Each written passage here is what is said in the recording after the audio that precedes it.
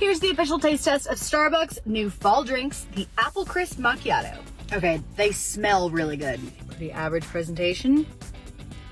A lot of caramel apple flavors. Not too much spice, and really not too sweet either. I was expecting like a candy apple. The cream, the caramel, the apple, it all works together really nicely. Now for the iced drink, because it is still too hot out. Some pretty creamy swirls. Something rather solid going on at the bottom there. I hope it's not just pure syrup.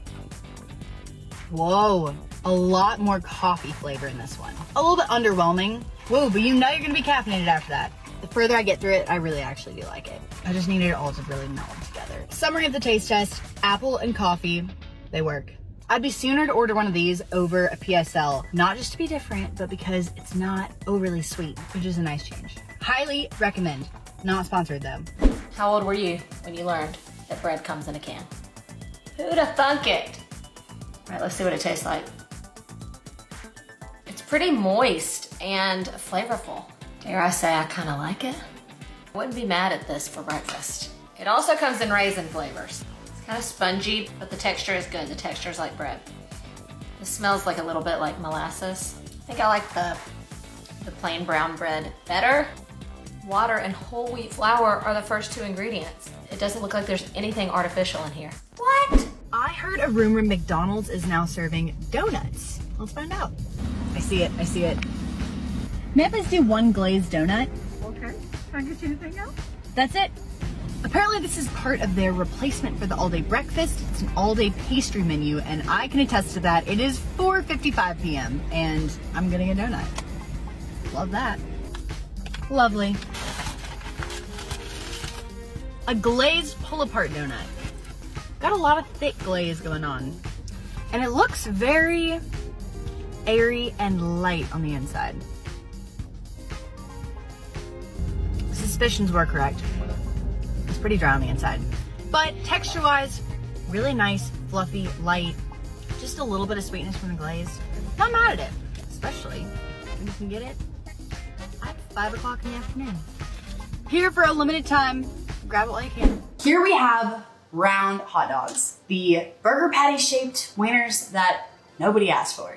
I'm gonna do these medium high for about 2 to 3 minutes per side because they're already pre-cooked. Look how much room you have to stack up your burger dog.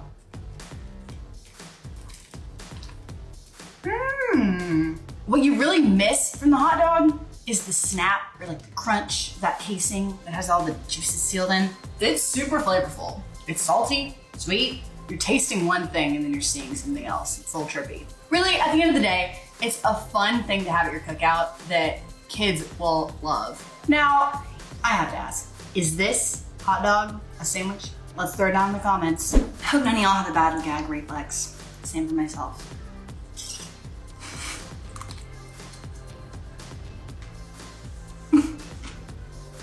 Don't try this at home. Don't try this at home. If you need an explanation for what that sensation was like, just a very slimy, salty candy bar. No crunch was offered from the pickle. Salty flavor in all the wrong ways. Worse than expected. Jones turkey and gravy soda. It's really just supposed to be more of a joke than an actual tasty drink, so cheers.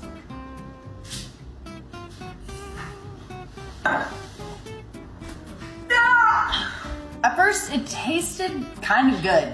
And then you're hit with some saltiness and then a sweetness like that of a spiral ham, paired with maybe the flavor of drippings. So foul. I'll never get over that. Let's make frozen fruit roll-ups. All right, let's do this. My kids should be doing this, but they're at school, so I'm having all the fun. Fruit roll-ups, Jolly Rancher flavor, because that sounded good to me.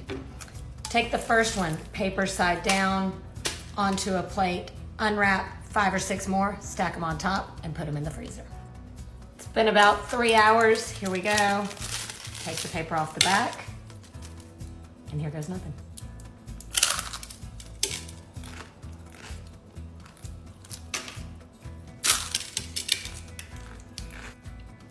Crunchy at first, super chewy right after that. It's like you balled up a whole fruit roll-up and stuck it in your mouth.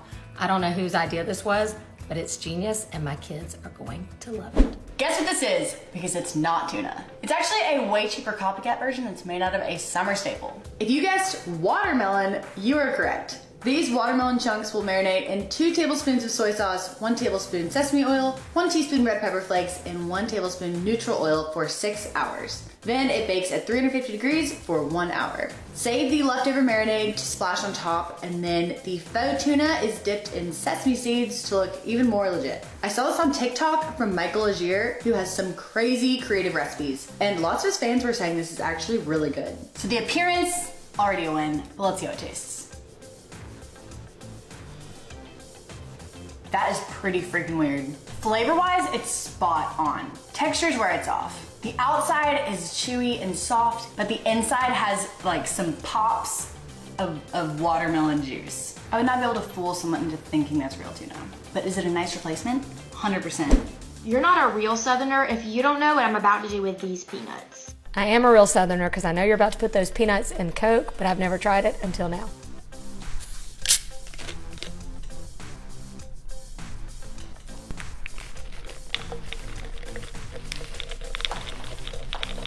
I love the story behind this because you can just enjoy your peanuts and Coke without getting your germs all over the peanuts.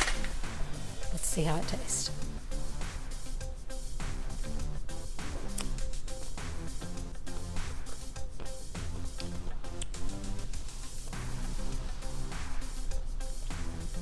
It tastes like peanuts and Coke. If nothing else, it's just fun. Southern people are so smart.